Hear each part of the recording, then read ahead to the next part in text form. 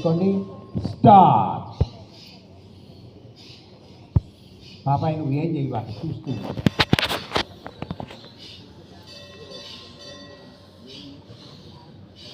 ముందుకు వాలేటప్పుడు గాలి వదలాలి, వెనక్కి వెళ్ళినప్పుడు గాలి తీసుకోవాలి.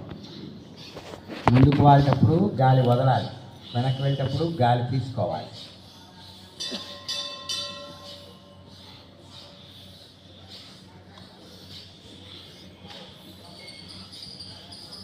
స్టాప్.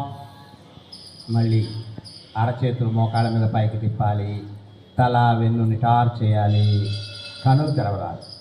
ముందుకు రండి అమ్మా.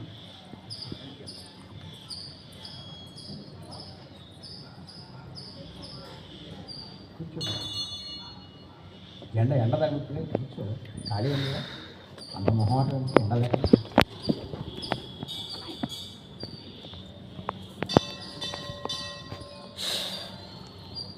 కళ్ళు తెరవకూడదు, శరీరం కదలకూడదు, శబ్దం చేయకూడదు. ధ్యానం అంటే నిశ్చలత్వం, నిలకడతత్వం.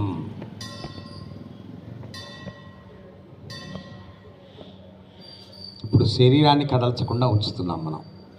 ఇలాగే మనస్సును కూడా కదల్చకుండా ఉంచితే నీకు మనోధ్యానం అవుతుంది. మనస్సు కదలకపోవడం అంటే అర్థం ఏంటంటే, నువ్వు ఏదైతే లక్ష్యం ఉందో, ఏదైతే పని టేకప్ చేశావో దాన్ని ఆ పని నుంచి బయటికి వెళ్ళకూడదు. ఇతరులు ఏదో చెప్పారు కదా అని నువ్వు అనుకున్న దానికి భిన్నంగా ఉండకూడదు. అలా శరీరము కదలకుండా, నీ ఆలోచనలు కదలకుండా ఉన్నప్పుడు మూడవది ఆత్మధ్యానం, ఆత్మదర్శనం అవుతుందంట. Body, mind and soul, the combination between these three is called yoga. చెప్పండి అందరూ కళ్ళు తెరవకుండా. శరీరము, మనస్సు, ఆత్మ మూడింటి కలయికే యోగా. ఈ అరచేతులు ఘర్షణ చేసి నేత్రాలు స్పర్శించి కళ్ళు తెరవాలి. ఇప్పుడైతే 3 పనులు చేయాలంటే ఏమీ లేదు అక్కడ. ఆత్మకు సంబంధించి ఏ పని చేయక్కర్లేదు మనం, ఎందుకంటే దాని దృశ్యమే లేదు. ఉన్నది శరీరము, అది కనపడుతూనే ఉంది ఆల్రెడీ.